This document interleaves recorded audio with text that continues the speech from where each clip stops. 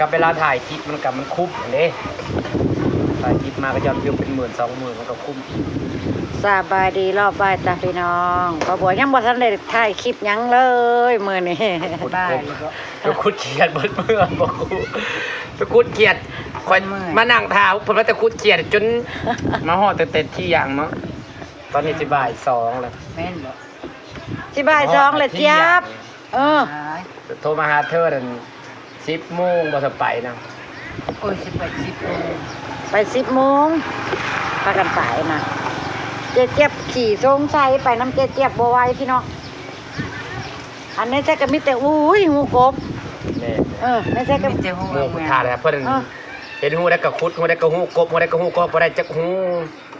ขุดยามใดก็ยามนั้นเลยบ่จมมือไอ้บัดนี้ที่มาเห็นหูในเดินนี่เดินกินดินแก่ๆน่ะพอละอันยังคุ้มไม่ค่อยกลับไปหาไม้มาแย่ให้เพิ่นอีกได้เอามึงดูงามมันหูกบอะไรมันออกกลับเข้าป่าไปหาไม้มันจะออกไปใส่บ่มันออกมองไม่กบมันบ่มีเขาอยากเห็นกบเขาเบาเขาสีไม่ได้กบเขาเบ้าแต่คนน่ะก็ได้ไม่ได้กบเบ้าได้เป็นตะมูลเนี่ยเห็นในคลิปเขาเจ้าไปหาขอได้ไหมขอปึ้งเขาเจ้าไหนเป็นตะเบิ้งเป็นตะเบิ้งเป็นตะเมนเป็นตะเบิ้งได้ทีสิมักตะเบิ้งคนนึงดอกกระเจ้าพ่อไปเห็นตัวมันเราจะคนลงมาเอามันบริเต้นเนาะไปขอใครแข่งกระจับไปขอแล้วกระจับกระงัดขึ้นที่ละหน่อยนะเห็นกบมันนอนกดเนาะมันบริเต้นมันบริยังมาให้กระซ่อนหัวไว้เป็นตาสร้างก็อยากเห็นแบบนั้นแหละยังบ่เคยเห็นจังเถื่อโอ้ยเห็นแต่เขาเป็นบ้าบ่เป็นแต่เขา7 สีเขาไอ้สิเห็นอยู่เรื่อยดิแม่เอ้ยคนไปคนไปได้เขา7 สีเขาเบาเขาระบาดแต่พอเขาเป็นบ้าก้นเขาอีกทีเขาคันเห็นแล้วมันฝัดมันฝัดม่วนมันดีใจเห็นเลยดีใจแบบว่าตื่นเต้นนั่นได้เห็นเลยวันที่ไรดอกขันจะฆ่าแบบหน้ามาลามือนะครับไปคุณเป็นตามีเนาะเอาไปหน่อยเดียวได้เนาะมันแห่ไปคุณเป็นมือก็จะผัดบริคุดป่ะคุดก็ไม่ได้คุดเนาะคุดกระต้งมันกว้างมันไปแป๊บเดียววันแป๊บก็ให้ฉันยังได้2 ตัวไปแต่กบ4 โตไม่ได้คนนั้นนะนั่งกันบ่าย2จังได้2เดี๋ยวหาเขามาสู่กันกินแสดงว่ามันมีกบเลยนะก่อยกุ้งพ่อจะลงไปเอาแล้วดิเนี่ยก่อยนะเฮ้ยก็แล้วเจ้าก็ย่างไว้ย่างวางลงไปนะอยากก้อนเอาไว้ให้นะติดสิเมื่อแบบนี้เดี๋ยวเบื่อสัญญาณโทรศัพท์มัน2 ขีดถ้าจะเปิดไม่ปิดแล้วเปิดไม่ปิดเครื่องบินเปิดไม่ตำสู้กระปุ่นบ่ตำเลยเนาะถ้ากินแป๊บหนึ่งเด้อ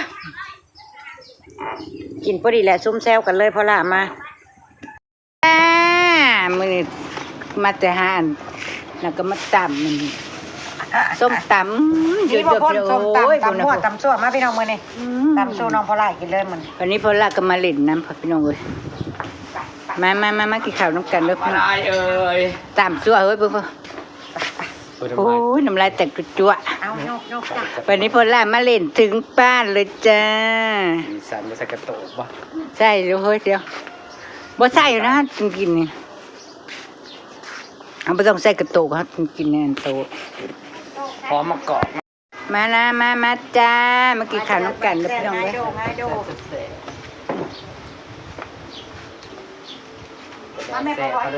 มาจะเป็นบ้าไปหาก้นมากินน้ำกันก็เล่นแต่ว่าเสียงว่าเอาไว้นะว่าอีกเข้ามากวะเดี๋ยวจะเสียงว่าโอ้ดูพี่น้องเอ้ยเล่นแล้วโอ้ยก้อยกุ้งสมตำแล้วพี่น้องจ๋าข้าวด้วยกันบังหน้าบังตาก่อนมื้อนี้มาหาหลอกกินค่ะกินอะไรจ้ะกินโลดทั้งกินจังไดปูมันพอละปูนั่นนะมาพี่น้องมาจวดกันมือน้ำพอพี่น้องเอ้ยจอดมันจะปูมันจะก้นเป็นบ้าก้นบ่ โอ้หมด กินง่ายโดงค่ะเขาหน่อยหมดเขาหน่อยก่อนหมดเขาขาวหมดหน่อยเขาขาวกินมาเลย เลย เรดิตใครบอกว่าแซ่บจะบอกว่าแม่ ของแท้กันนะบ้าน โอ้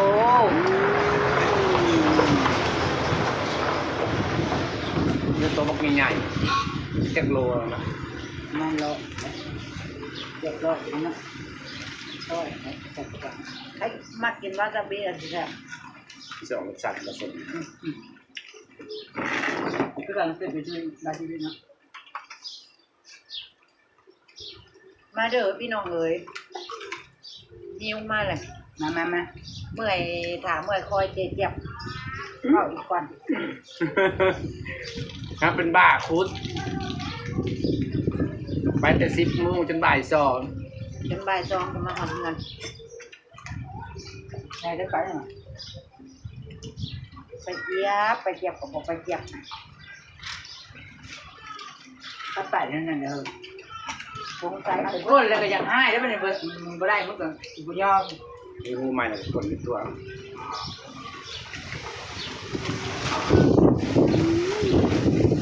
ลม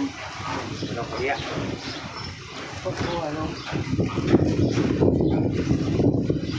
ถูกมันครับเดี๋ยวจะทำไง แรงเกิน เป็นวันอะไรเป็นว่าบอกงานนะพี่น้องเดี๋ยวเราทำมันแตกพวกนี้นะ ขึ้นเด็กใจ นี่มา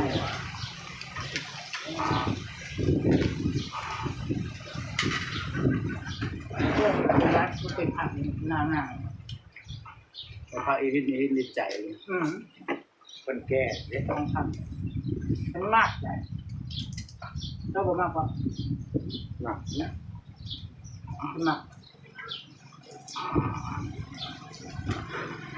ก็ปล่อยกุ้งในเราทำอะไรดีนะ น้ำนะ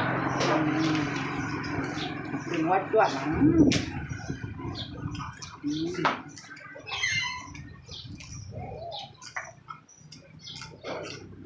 เบาหา มาแล้วกินแล้ว หายแล้ว เขาบอกว่ากินนั่นนึง กระเขากล้องเลยมันจะบอก เขา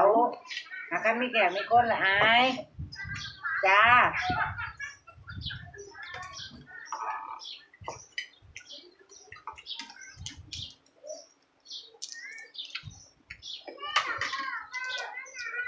เวลาสีอายกับพวกอะไร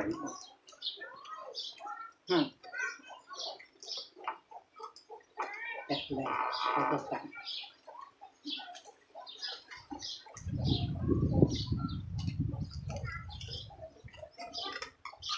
เขาพูดในรุ่มเลย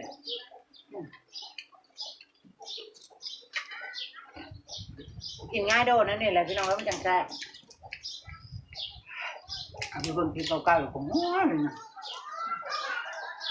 สั่งเต็มของมึงเลย มันขับลงคลิปเก่าอีกเนาะเล็กน้อยอ่ะ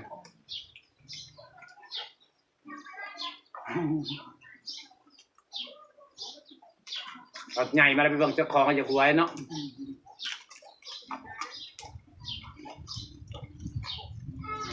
ตอนเธอถ่ายนะครับตัวช้างแม่นบอก มันจะติดตัวเต้งไหน เวลาเบิ่งคลิปตอนยังน้อยเป็นตะแพงนะเวลาเบิ่งคลิปตอนเจ้าของเล็กน้อยเป็นตะแพงเนาะอย่าอายเจ้าของแล้ว ตอนนี้ไม่เนาะ คือไอ้ลูกแฝดเด้อเป็นบ่าวเนาะ หายแน่นอนเดี๋ยว มันอายแล้วคือว่าแป๊บเดียวเนาะบ่เห็นเขาปีเดียวเนาะคนปีที่เขาเริ่มใหญ่ จัดมือขึ้นมาเดี๋ยวมันทำนี่เลยเซ็กซี่นี่เลย บ่เห็นปีเดียวเป็นบ่าว เลย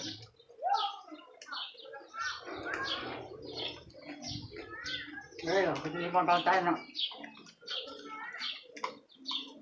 เด็กน้อยสมมือนี่สูงเนาะ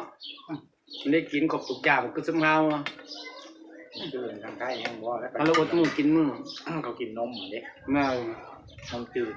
แล้วเขาจะไปกินของสดจะกินขนมของมันกินนมกินนี่ เขาได้เสริมแคลเซียม แม่อยากสู้ได้หน่อยสมื่นนะ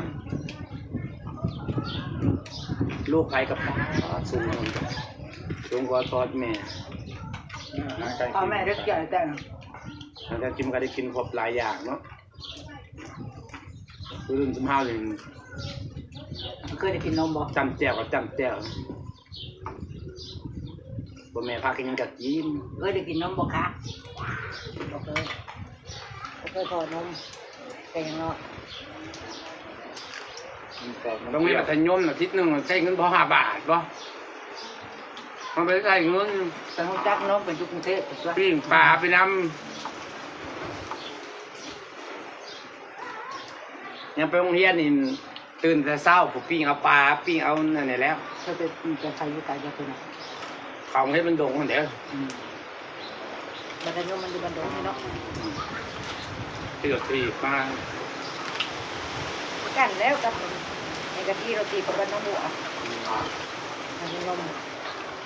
ที่รถทีม่วนก็ดอกเป็นหมู ไปหาเขาเลยนะครับนอกเลยนะครับเนาะ มาเข้าอยู่นะครับ เป็นมาทานย่างเลยย่างเมื่อเป็นนะครับ ก็ย่างให้แต่ขี่เดี๋ยวนี้โอ้ยอายเขาแล้วบ่ายมีรถจ้างนี่มึงอ่ะโรงเรียนน่ะ เมื่อย่างนี้โอ้ยนั่งรับต้มเงินแตกกระแดก รถทีที่ว่ายังไปบุญน่ะนะบุญเลยมันลงไปน้ำเลยบุญเลยนาน้องคือบุญนาน้องคือบุญนาคำบุญพวกไอ้ย่างเอาไหน ก็ย่าง ย่างลัดทงเพราะประม่วน ย่างไรนะพวก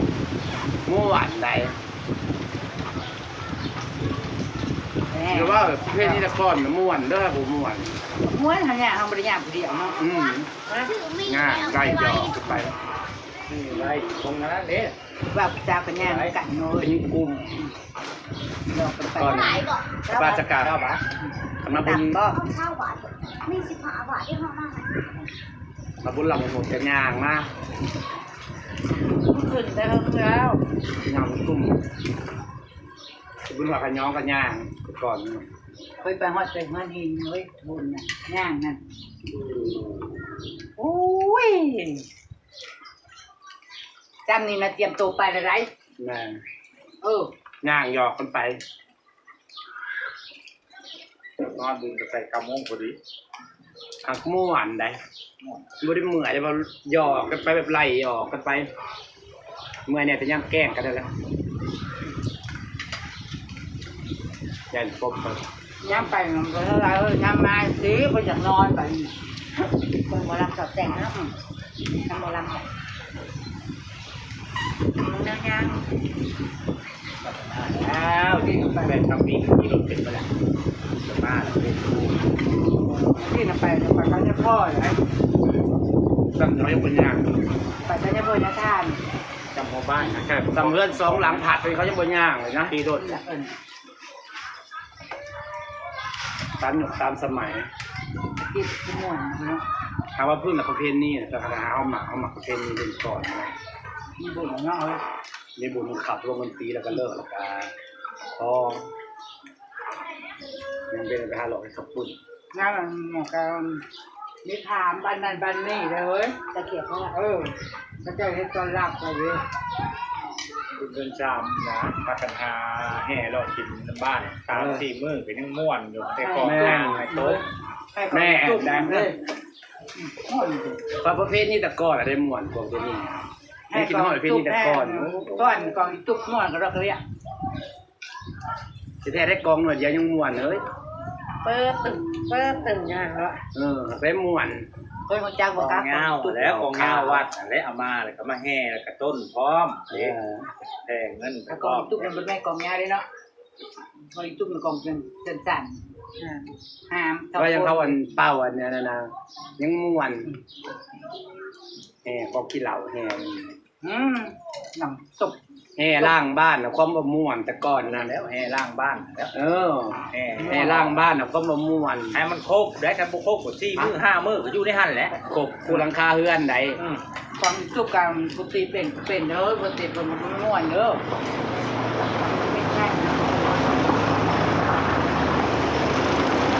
หน้าทางแห่มากมาจบอยู่นี่มื้อก็มาต่อที่นี่ได้ไปนั่นง่ายทั้งคำ กลับบ้านทุกคนสิมีอันหมอผู้เว้าพร้อมได้เวลาล้างบ้านนะแต่ละเรื่องก็เฮ็ดน้ำหอมไว้ไปแล้วก็เว้าอยู่ซั่นแหละเว้าในพวกเผอนั่นม่วนแห่ล้างบ้านในก่อนนะก่อนผู้นึงอยู่ในกองนั่นนะอนุไปฮอดเรือนล้างได้เขาเจ้าก็สิแต่งผ้าขาวไว้เดี๋ยวแต่งผ้าขาวแล้วก็แต่งน้ำหอมไว้แล้วก็ล้างเขาแล้ว เดี๋ยวนี้ลึกถ่วมไปก็ได้นะ นี่แห่ก็แห่ดอกลวกไปซื่อ บ่แห่จำ นั นั้ ก น การสุขกัน แต่บ้าน มาปุ๊บเขา ๆอยู่บ้านแห่ได้บ่แห่บ่แล้วได้แห่เขาก็บ่ได้แบบบ่ละเอียดคือแต่ก่อน เขาจะจมไม่เหล่า ไม่ แม่ นับ แล้ว คู่นะฟังแห่ผมเห็นว่าแต่รุ่นแห่ไปร่วมห้อยบ้านไปแล้ว มา ลูกมันก็จะเล่นเนาะที่เรามีต้นแม่พักแม่เนาะแห้ มีต้นหลักกแต่ละเฮือนเขาแพร่เหล่าน้ำไหล เขาเอามาให้โดด แพร่เหล่าเลยว่า เขาจะมา ต้องมีเหล่าขาวต้องมีผ้าขาว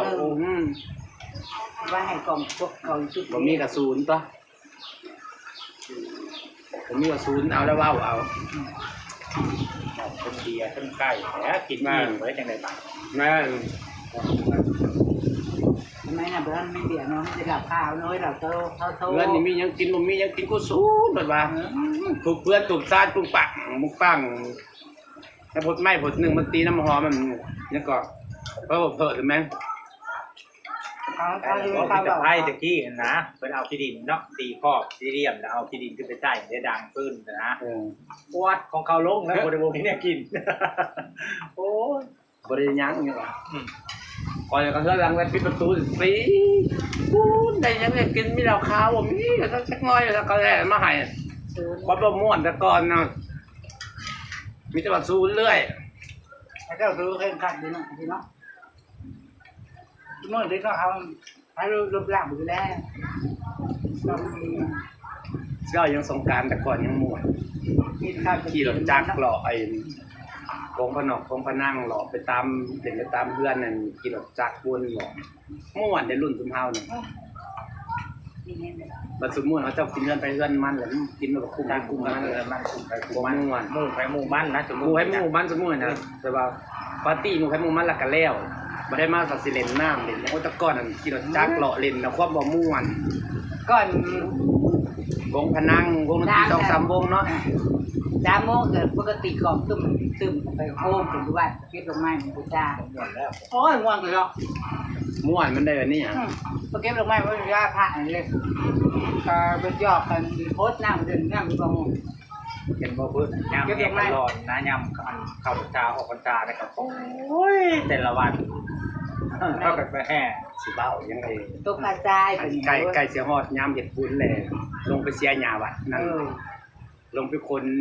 น้ำเข้าวัดเสียหญ้าวัดคนเนี่ยนะกระม่วนอันนั้นกระม่วนพอแห้งแล้ว อันนี้นะคนละตัวแห่กันหลอดเนี่ยนะบ่มีเลยทางเฮาน่ะหมดเลย เบิดแล้วเห็ด เบิดแล้ว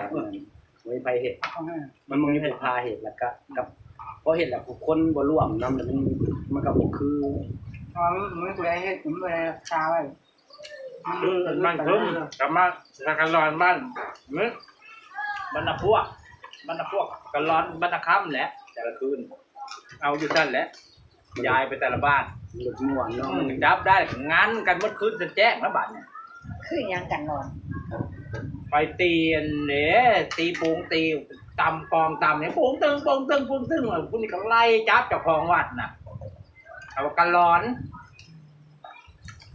เขาจับแล้วก็ได้แล้วต้นอันนี้ไปแห่กันร้อนกันยังมาเอาต้นเอาตอไปทางไหนลุงพรไหน กำลังกันร้อนนะ ห้องรำทำเพลงเลยจนแจ้งคนแล้วเจ้าจังไดมาเขาจับได้เลยดิเชื่อเขาจับก็ได้ก็เห็นให้เขาจับได้อย่างม่วนเด้